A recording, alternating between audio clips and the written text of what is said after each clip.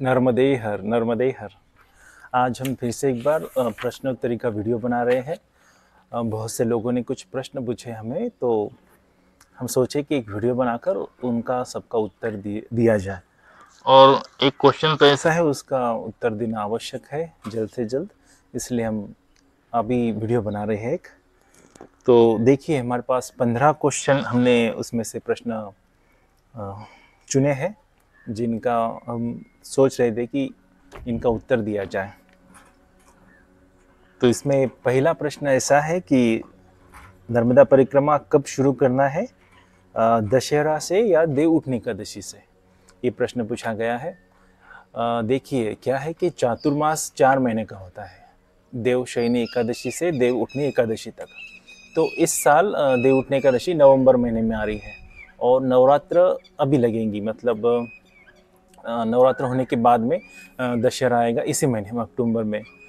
तो ऐसा विधान है कि परिक्रमा हम जब उठाते हैं तब देव उठनी एकादशी के बाद ही उठाना चाहिए, और देव शयनी एकादशी जो उसके पहले कहीं पे आश्रम में, अगर आप 3 साल की परिक्रमा कर रहे हो तो उसके पहले आश्रम में कोई देखकर चातुर्मास वहाँ निकालना चाहिए, या फिर देव शयनी एकादशी के पहले ही आपकी परिक्रमा समाप्त होनी चाहिए। तो ये जो 4 महीने हैं, जो नर्मदा पुराण में कहा गया है कि इस समय परिक्रमा नहीं करना है। एक तो जैसे देखा जाए तो वातावरण भी वैसा नहीं होता है, क्योंकि बारिश होती है, बहुत से फिर कीड़े मकोड़े निकलते हैं, प्राणी निकलते हैं, सांप वगैरह होते हैं रास्ते में, पौधे बढ़ जाते हैं तो दिखता नहीं है। तो पहले के ज़माने में क्या था कि मैया के किनारे किनारे चलते थे बहुत से लोग परिक्रमावासी, तो उसमें क्या था कि फिर रास्ता नहीं मिल सकता था उनको। तो इस हिसाब से उन्होंने एक 4 महीने का समय का गैप रखा है। और दूसरी बात ऐसा है कि चातुर्मास में बहुत से साधु संत एक गांव में स्थायी हो जाया करते थे, क्योंकि सब तो नहीं चातुर्मास में चल सकते थे ना। बुजुर्ग सन्यासी रहे, कोई साधु रहे, तो आश्रम में रहते थे, तो फिर आसपास के जो लोग हैं वहाँ पे साधु के दर्शन लेने या फिर ज्ञान लेने के लिए आश्रम में आया करते थे। तो उस हिसाब से भी चातुर्मास की व्यवस्था बनाई गई है। तो अभी क्या हो रहा है कि अभी बहुत से परिक्रमावासी नवरात्र खत्म होते ही दशहरा से निकलते हैं। और एक ऐसी बात है कि जब बारिश का मौसम आता है तो मैया में बाढ़ आती है, और बाढ़ आने की वजह से बहुत से आश्रमों में पानी चला जाता है, और फिर वहाँ पे व्यवस्था फिर से तैयार करने के लिए कुछ समय लगता है, क्योंकि आश्रम जो है उनका खुद का कोई उत्पन्न होता नहीं है, वो दूसरे के दान पे देनगी से ही चलते हैं। तो इस हिसाब से जब उनके पास पैसे आते हैं तो फिर से वो आश्रम का कंस्ट्रक्शन उतना करते हैं, अगर कुछ खराब भी हुआ तो अब आप लोग अगर नवरात्र से उठाओगे परिक्रमा, तो नवरात्र के उठाने के बाद, नवरात्र होने के बाद दशहरा से उठाओगे, तो दशहरा होने के बाद क्या है, एक तो आश्रम अपने को ही दुरुस्त करने में लगेंगे। वहाँ के सब सन्यासी है वो आश्रम को फिर से अपना डेवलपमेंट करने के लिए उनको समय नहीं दे पाएंगे, और आप आ जाएंगे बीच में तो आपकी भी अच्छे से सेवा नहीं होगी। तो ऐसा होता है कि जब हम दशहरा से परिक्रमा उठाते हैं तो बहुत से लोगों को सेवा नहीं मिलती है फिर उस समय। ऐसे अनुभव आया है हमें भी। 2-3 महाराज जी का वहाँ से फ़ोन आया आश्रमों से कि आप यूट्यूब बनाते हैं तो यूट्यूब का ऐसा वीडियो बनाए और लोगों को समझाएं कि दशहरा से परिक्रमा मत उठाइए। जो सन्यासी है वो दशहरा से परिक्रमा उठाते हैं, मतलब उठाते नहीं है, किसी चातुर्मास में रुक गए आश्रम से तो वो उस परिक्रमा को दशहरा के बाद में चल सकते हैं। कुछ कुछ सन्यासियों के पंथ में या कुछ अखाड़ा में ऐसा कहा गया है कि उनका चातुर्मास दशहरा के बाद में ख़त्म हो जाता है। और वास्तविक अगर हम देखें तो हमें देव उठनी एकादशी के बाद में ही परिक्रमा शुरू करना है, उसके पहले नहीं करना है। अब क्या है, भाव आ जाता है मन में कि जल्द से जल्द जाएंगे, फिर एक तो धूप भी आती है, फिर धूप में नहीं चलना पड़ेगा, तो इस हिसाब से भी जल्दी जाने की कोशिश करते हैं, पर सही नहीं है ये बात। अब एक दूसरा प्रश्न ऐसा आया है, देखिए, आश्रम ना मिले तो क्या करें? आश्रम अगर नहीं मिला तो कहाँ रुके, किसी के घर में रुके या कहाँ रुके, वो पूछ रहे हैं। तो देखिए, आश्रम तो है जगह पर, 5-5, 6-6 किलोमीटर के बाद भी अब आश्रम और सेवा देने वाले उपस्थित है। अगर फिर भी अगर आपको कहीं आश्रम ना मिलता हो, कुछ दुर्गम भाग है वहाँ पे अभी आश्रम दूर दूर है, जैसे कि डिंडोरी वाला भाग है, या फिर कोई शूलपानी का जंगल है, या बीच में भी कभी आप मैया किनारे चलोगे तो वहाँ, या फिर रोड से चलोगे तो वहाँ आश्रम की व्यवस्था कम रहती है। तो आप क्या कर सकते हो, फिर वहाँ पर किसी के घर में आप रुक सकते हो। उनको कहिए कि हमें आपके यहाँ पे रुकना है, हम परिक्रमावासी हैं, तो वो रुकने देते हैं वैसे।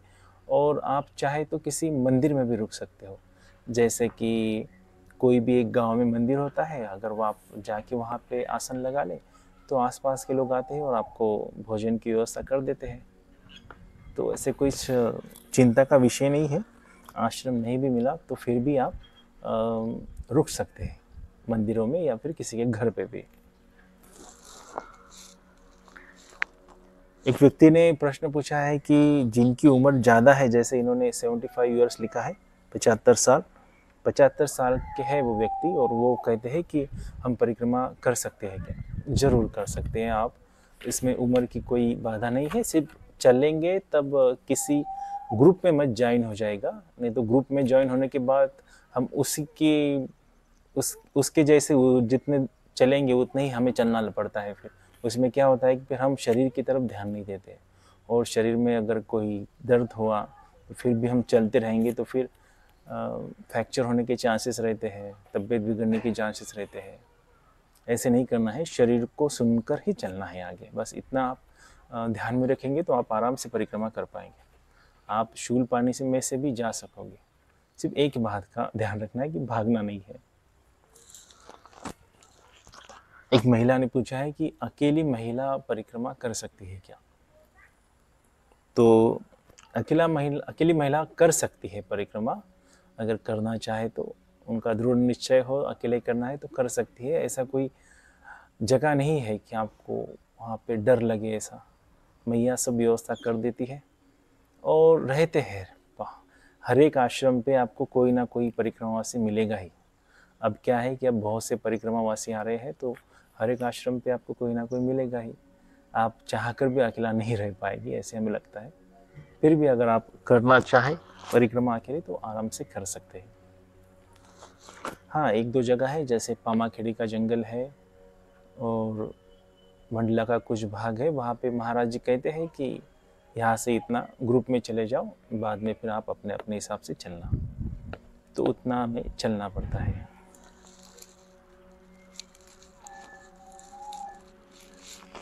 एक व्यक्ति उसके विरुद्ध में पूछ रहे हैं, अगर साथी ना मिले तो क्या करना चाहिए? देखिए, किसकी सादत, किन किन लोगों को अकेले में ही अच्छा लगता है, किन किन को साथी चाहिए उनको। तो अब उनको साथी नहीं मिले तो वो साथी की, आप गजानन महाराज आश्रम में जब जाएंगे तब वहाँ पे आपको साथी मिल ही जाएंगे, क्योंकि हर व्यक्ति जो है अपने हिसाब से हर व्यक्ति जो है वो इसी सोच में रहता है कि साथी मिलेगी या नहीं मिलेंगे। क्या है, बहुत से लोग ग्रुप में आते हैं, बहुत से लोग अकेले अकेले आते हैं। तो जो अकेले आते हैं वो सोच में रहते हैं कि साथी मिलेगा या नहीं मिलेगा, कैसे होगा मेरा, क्या होगा। तो कुछ डरने की बात नहीं है। अगर ओमकारेश्वर में आप परिक्रमा उठा रहे हैं तो गजानन महाराज आश्रम में आपको ऐसे बहुत से लोग मिल जाएंगे जो पहली बार ही परिक्रमा कर रहे हैं। तो उनके साथ हो लेना कुछ दिन, और उसके बाद में जब आपको अच्छा लगे तो आप अकेले भी चल सकते हो, अकेले भी चला जा सकता है, ऐसी कोई डर वाली बात नहीं है।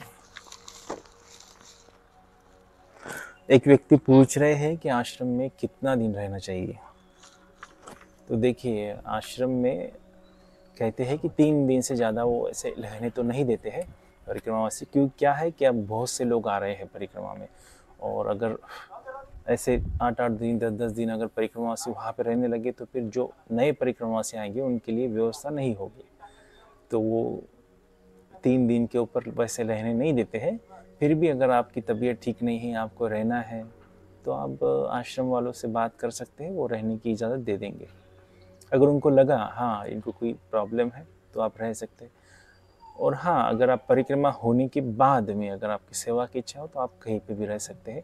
हर एक आश्रम में वो आपको इजाज़त देते हैं कि आप यहाँ पे सेवा करिए। आज ही एक मैया का हमें सवेरे फ़ोन आया था, वो एक आश्रम में पहुंच गई मैया किनारे, आश्रम में सेवा देने के लिए। अभी वो 1 महीना वहीं पे है। कुछ हमें वीडियो भी भेजे उन्होंने, बहुत अच्छा लगा मैया के दर्शन कर कर बहुत दिनों बाद में। एक व्यक्ति पूछ रहे हैं कि साइकिल से परिक्रमा कर सकते हैं क्या? जी कर सकते हैं, पर कुछ कुछ जगह पे आपको जाने का आनंद नहीं मिलेगा। जैसे मंडला वाला भाग हो गया और शूल पानी वाला जो प्राचीन मार्ग है वहाँ पे, और भी कुछ भाग है जो मैया के किनारे और दुर्गम रास्ता है, कठिन रास्ता है, वहाँ से आप साइकिल पे नहीं जा सकेंगे। वैसे आप परिक्रमा कर सकते हो साइकिल पे भी। साइकिल से आपको रोड से जाना पड़ेगा, फिर से भी इतना ध्यान में रखना पड़ेगा।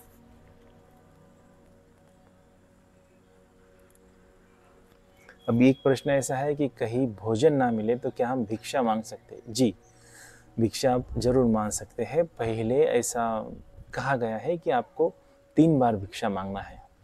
पहले क्या इतनी व्यवस्था नहीं थी, आश्रम नहीं थे, लोग भी पहले इतना नहीं कर सकते थे, तो फिर लोग भिक्षा मांगते थे। 3 बार भिक्षा मांगते थे। पहले बार आपको कहीं से रोटी मिल जाती थी, कहीं आप भिक्षा मांगे तो कोई सब्जी दे देता था, कोई कहीं भिक्षा मांगे तो और उस कुछ भोजन के लिए इंतज़ाम कर ही देते थे। पर आज सब कुछ अवेलेबल है परिक्रमा खंड में, वहाँ पे नर्मदा खंड में परिक्रमा के रास्ते में, तो फिर आपको ऐसे कोई तकलीफ नहीं है। भिक्षा मांगने की नौबत तो नहीं आएगी। हम पे एक बार आई थी, हमने भिक्षा मांगा था तो मैया ने वहाँ दाल बाटी बनाकर खिला दी। ऐसे अनुभव आते हैं। तो मैया सबको एक ना एक बार भिक्षा मांगने के लिए और अपने हाथ से खाना बनाने के लिए और कहीं आश्रम ना मिलने पर बाहर सोने के लिए आशीर्वाद देती है। मतलब आप समझ जाते हैं वास्तविक जो परिक्रमावासी है उन्होंने कैसे रहना है, उनका अहंकार टूट जाता है वहाँ पर। तो वो जब अहंकार टूटता है तभी फिर वो अनुभव आता है उस दिव्यता का। अहंकार ही तो बाधक है वहाँ पर। अगर हम पूरे सुरक्षा में चलते हैं तो फिर उसके मैया का अनुभव भी नहीं कर सकते, और फिर मैया ही ऐसी सिचुएशन लाती है कि आप असुरक्षित हो जाते हो। फिर वो बताते हैं कि हम हैं, आप फिक्र मत कीजिए। ऐसे है, आप जाइए, आपको बहुत अच्छे अच्छे अनुभव आएंगे वहाँ पर। एक प्रश्न ऐसा कहा गया है कि क्या हम साबुन से कपड़े धो सकते हैं क्या? तो मैया किनारे आपको साबुन, शैम्पू या फेस वॉश नहीं आपको यूज़ करना है, वहाँ पर उपयोग करना है। आप चाहे तो किनारे, रोड के किनारे जब हैंडपम्प होते हैं या फिर आश्रम में जाओगे वहाँ बाथरूम की व्यवस्था होती है, तो वहाँ पे आप साबुन का इस्तेमाल करके अपने कपड़े धो सकते हो। सिर्फ मैया में जब स्नान कर रहे हो या कपड़े धो रहे हो तब साबुन का इस्तेमाल नहीं करना है। ना साबुन का इस्तेमाल करना है, ना निरमा का, ना किसी भी चीज़ का जिससे हम प्रदूषित करें मैया को। एक व्यक्ति कह रहे हैं कि क्या मैया का ही पानी पीना चाहिए क्या? बहुत से साधु संत आज भी है जो सिर्फ मैया का ही पानी पीते हैं, पर कहीं कहीं जगह पे आपको रोड से जाना पड़ता है। तो जब आप रोड से जाते हो तो फिर आपको मैया का पानी नहीं मिलेगा वहाँ पर, तो आप हैंडपम्प का पानी या जो भी है वहाँ पर उसका उपयोग कर सकते हैं। सिर्फ ऐसे नहीं कि आपको पैसे खर्च करके बिस्लरी लेना है वही पानी पीना है, ऐसे नहीं करना है। ऐसे क्या है कि हम परिक्रमा में चल रहे हैं तो वही का अगर पानी लिए तो फिर वो पानी हमारे शरीर में जाएगा और वैसे ही भाव बनेंगे हमारे। ऐसे है, वही पानी तो शरीर बनेगा, भोजन ले रहे वही तो शरीर बन रहा है ना, तो फिर वही भाव भी बनते हैं। जैसे हम अन्न खाते हैं वैसे हमारे भाव भी होते हैं। जैसे हम जाके वहाँ भोजन करेंगे, पानी वहाँ का पिएंगे, तो वैसे भाव आते हैं समर्पण के, प्रेम के मैया के प्रति। ऐसा है, अनुभव की बात है, अनुभव करना हर चीज़ का। एक प्रश्न पूछ रहे हैं कि तबीयत अगर बिगड़ गई तो क्या करना है? देखिए, तबीयत अगर बिगड़ गई तो आप ये पहले से ही ध्यान में रखिए कि हाँ तबीयत हमारी बिगड़ेंगी, इसलिए हम पैरासीटामॉल या फिर सर्दी की कुछ गोलियां हो या फिर पेट खराब हो उसकी गोलियां, एनर्जेल, ये सब लेके चलना है। तो शुरुआत में क्या है, हमें आदत नहीं होती, कोई भी जगह गए वहाँ का पानी पिए तो शुरुआत में आपको सर्दी होगी थोड़ी, और बुखार भी आ सकती है मामूली, ज़्यादा नहीं आएगी। पानी और फिर एक बार वहाँ के पानी की आदत हो गई, जल की आदत हो गई मैया के, तो फिर कुछ नहीं, एक ही तो जल बह रहा है, वो आसपास में पूरी जगह पे एक ही जल मिलेगा आपको। बहुत से लोग सोचते हैं कि अलग अलग गांव में अलग अलग जल मिलेगा तो फिर हम वो पिएंगे तो हमारी तबीयत बिगड़ेगी। नहीं नहीं, ऐसा नहीं है।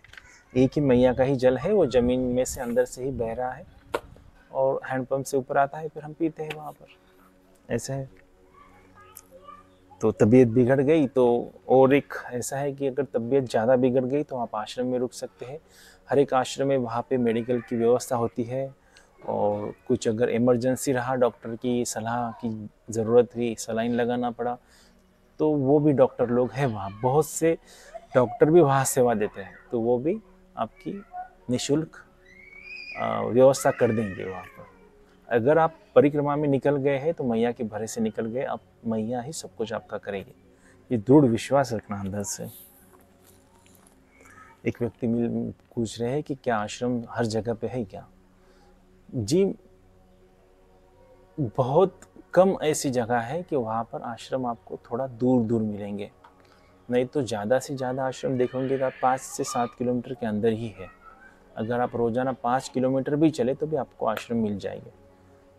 थोड़ी थोड़ी कुछ कुछ जगह ऐसे है वहाँ पे 15 से 20 किलोमीटर आपको चलना पड़ेगा। तो हमने जैसे कहा पहले कि अगर आश्रम भी ना मिले तो फिर भी व्यवस्था करेगी। एक बात ध्यान में रखना, आप आश्रम के भरोसे नहीं चल रहे हो परिक्रमा में, आप मैया के भरोसे चल रहे हो। जब नर्मदा मैया को आपको आश्रम में रखना है तो आप आश्रम में चले जाओगे। अगर उनकी इच्छा नहीं है तो देखना आपको आश्रम मिलेगा नहीं, आपको किसी ना किसी घर पे रुकना पड़ेगा। पर वहाँ पे आपको कुछ अलग अनुभव आएगा जो आपके याद में रहेगा। जब आप परिक्रमा से भी आ जाओगे फिर भी आपकी वो याद में रहेगी। ये बहुत अद्भुत अनुभव है, अद्भुत है। एक व्यक्ति पूछ रहे हैं कि जो रूट है, रास्ता है, उसकी लिस्ट मिलेगी क्या? तो वहाँ पे आपको एक पुस्तिका मिल जाएगी ओमकारेश्वर में। जब आप परिक्रमा उठाओगे तो वहाँ पे जो दुकान है बहुत से, जिसमें सब कुछ नर्मदा मैया जी के, भगवान की पुस्तकें मिलते हैं, वहाँ पे आप जाके उनको मार्गदर्शक पुस्तिका के लिए कहना, 50 रुपये कीमत है, आपको वहाँ पे मिल जाएंगे। एक सीमा वीरेंद्र जी की बुक है, 50 रुपये की कीमत थी, तब हमने ली थी तो अच्छी थी। उसमें जिन्होंने जो किलोमीटर का डिस्टेंस बताया था और आश्रम का नाम था वो सही था, इसलिए हमें कोई तकलीफ हुई नहीं है। और वैसे भी आप किताब ना ले तो आश्रम में अगर चले, आश्रम में एक आश्रम में रुकिए, उन्हीं से पूछ ले कि अगला आश्रम कौन सा है, उसके अगला कौन सा है, आपके डायरी के अंदर लिख ले या फिर ध्यान में रख ले कि हाँ हमें इस आश्रम में चलना है। तो आसपास के कोई आश्रम नए भी बने हो या फिर कुछ पुराने भी हो जहाँ पे आपको जाना चाहिए, ऐसे उनको लगता है तो आपको वो आश्रम बता देंगे। एक व्यक्ति पूछ रहे हैं कि आश्रम में से निकाल देते हैं क्या? अभी तक तो ऐसा सुनने में नहीं आया है, आश्रम में से आपको निकाला गया है तो ऐसा नहीं है। हाँ, पर बहुत से लोग क्या करते हैं, आश्रम में जाते हैं, फिर वहाँ पे सब जगह पे ऐसे ग्रुप में चले जाते हैं, 20-25 लोग, पहले 4-5 लोग आगे जाते हैं, फिर सबकी जगह ऐसे पकड़ के रखते हैं, और फिर नए कोई दूसरे परिक्रमा अकेले आते हैं, कोई संत को भी जगह नहीं देते हैं लोग। हमने हमारे आंखों से देखा है कि बुजुर्ग संत है, इतना चल के आए हैं और उनको सोने के लिए, आसन लगाने के लिए जगह नहीं है। 15-15 युवा पीढ़ी आ गई है, 15-15 20-20 लोग आ जाते हैं, एक लाइन से आसन लगा देते हैं, बोलते हैं हमारे लोग आएंगे, हमारे लोग आएंगे, आमचे लोग येणार, ऐसे बोलते हैं। महाराष्ट्र भी है, बहुत से लोग हैं, तो वो आते हैं, बोलते हैं ऐसे, और फिर वो जगह जीत के रखते हैं। और फिर कुछ बुजुर्ग हैं, संत लोग हैं, उनको भी वहाँ पे व्यवस्था नहीं रहती है, तो फिर आश्रम वाले डांट लगाते हैं ऐसे में। वो भी संत है ना, वो समझते हैं सब बात को, सिर्फ बोलते नहीं हैं, अपने मौन में रहते हैं वो। पर अगर कुछ गलत हो रहा है तो वो देखते हैं, बोलते हैं। और बहुत से लोग वाद विवाद भी करते हैं आश्रम में जाकर महाराज जी के साथ में। अब वो व्यक्ति वहाँ पे अपने जीवन के 40-50 साल पूरे देश पे घूमा है, अलग-अलग जगह पे गया है, अलग-अलग साधु संतों से मिला है, उनसे ज्ञान लिया है और उसके अनुभव में सब ज्ञान उतर गया है। अब वहाँ पे वो बैठा है नर्मदा किनारे सेवा देने के लिए। सेवा कौन देता है? जिसके अनुभव में सब कुछ उतर गया है, उसको पता चल गया है कि ईश्वर क्या है। अब ईश्वर उससे अभिव्यक्त हो रहा है सेवा के रूप में, तो वहाँ पे सेवा देते हैं। अब बाकी के कुछ लोग जो है फिर वो पढ़ के जाते हैं किताबें और उनके साथ वाद विवाद करते हैं, तो वो भी देखते हैं अच्छा बच्चे हैं, जैसे बच्चे बोलता है ना कि नहीं ऐसा है, नहीं वैसा है, वैसा नहीं वैसा है, तो वो देखते हैं। अगर ज़्यादा कुछ झगड़े करने लग जाए तो फिर दाढ़ भी लगाते हैं, ऐसा है। तो आपको बाहर नहीं निकालेंगे, दाढ़ जरूर लगाएंगे। पर एक बात में ध्यान रखना कि संत लोगों जो साधु है उसकी दाढ़ भी आशीर्वाद के जैसे काम करती है आपके लिए। सिर्फ आपकी चक्षु खुले होने चाहिए उसको देखने के लिए, आपकी बुद्धि खुली होनी चाहिए। बहुत से लोगों का क्या है, पढ़ लेते हैं पूरा, पढ़ के बुद्धि को बंद कर देते हैं, दिमाग को बंद कर लेंगे और फिर कुछ साधु संत कुछ कहेगी थी तो उसको सुनते नहीं है, बोलते कि हाँ हमको पता है सब कुछ। ऐसे भी है वहाँ पे लोग। तो महाराष्ट्रियन लोगों के साथ में मैं बहुत अनुभव आया है, ऐसे मैं वीडियो बनाऊंगा उनके ऊपर कि क्या नहीं करना चाहिए। हमारे अनुभव से बनाऊंगे, हमारे अनुभव से बताएंगे। हाँ, एक व्यक्ति पूछ रहे हैं कि साथ में टेंट ले जा सकते हैं क्या? देखिए, आप परिक्रमा में हैं तो परिक्रमा के जैसे नियम है कि आपको आश्रम में रुकना है, कहीं व्यवस्था होगी वहाँ पे रुकना है। और परिक्रमा आपको असुरक्षित करने के लिए है। असुरक्षित जब आप हो जाओगे तभी तो आप आधार ढूंढोगे। आप टेंट लेके चल रहे हो, सब कुछ आपके साथ में चीज़ें हैं, आप आश्रम के अंदर भी टेंट लगा रहे हो या फिर बाहर टेंट लगा के सो जाएंगे, सुरक्षा का दायरा आपका आ गया, तो फिर आपको अनुभव में कैसे आएगा उस मैया का, उस शक्ति का? सब आप सुरक्षित तो घर पे भी हो, फिर वहाँ पे जाओगे असुरक्षित होगे। असुरक्षित होने के बाद में आप आधार ढूंढेंगे, पर आपको आधार मिलेगा उस ईश्वर का और उसका फिर अनुभव आता है। इसलिए और दूसरी भी बात बोले तो बहुत से लोग आते हैं आश्रम में, फिर तो अब सब के सब 100 लोग आ गए आश्रम में, 100 लोग अगर टेंट लेके आ गए तो फिर वो तो टूरिस्ट पॉइंट हो गया है। फिर नाइट आउट के लिए जाते हैं कैसे बंदे सब आजकल, जाएंगे टेंट में रहेंगे, वहाँ पर नाच गाना करेंगे और फिर आ जाएंगे घर पे। ऐसा नहीं है ना। परिक्रमा परिक्रमा एक आध्यात्मिक प्रक्रिया है, एक साधना है। उस हिसाब से चल के देखिए आप, जैसे शास्त्र में लिखा गया है उस हिसाब से चल के देखना, फिर आपको कुछ अलग अनुभव आएगा, कुछ अलग दिखेगा। टेंट वगैरह ले जाने की कोई ज़रूरत नहीं है। हाँ, अगर आपको कुछ लगा असुर होता है थोड़ा, तो आप स्लीपिंग बैग ले जाइए, वो ओढ़ लेना पूरी तरह से, आप सो जाना वहाँ पे, साथ में ले जाना। और इतना वेट ले जाके करोगे क्या? एक स्थिति ऐसी आती है जब आपको एक टी शर्ट जो है शरीर के ऊपर, उसका भी वेट होने लगता है, वजन होने लगता है, भार होने लगता है। तो बहुत से लोग, हम नहीं, बहुत सी चीज़ें ऐसे छोड़ दी हैं आश्रम पर, ले लिया, आपको ये चाहिए, आपको वो चाहिए, आपको वो चाहिए।